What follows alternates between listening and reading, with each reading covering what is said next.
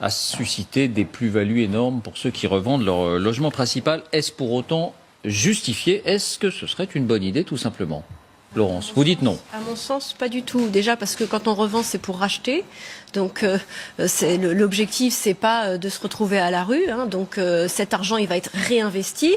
Et si l'objectif, c'est de lutter contre la spéculation immobilière, ce que je peux comprendre, parce qu'effectivement, le résultat, le résultat qu'on voit là, c'est le problème de la spéculation immobilière, plus que le problème des plus-values. Après tout, vous achetez un appartement, vous vous endettez, vous payez tous les droits de mutation. Donc finalement, ça vous coûte très cher d'acheter.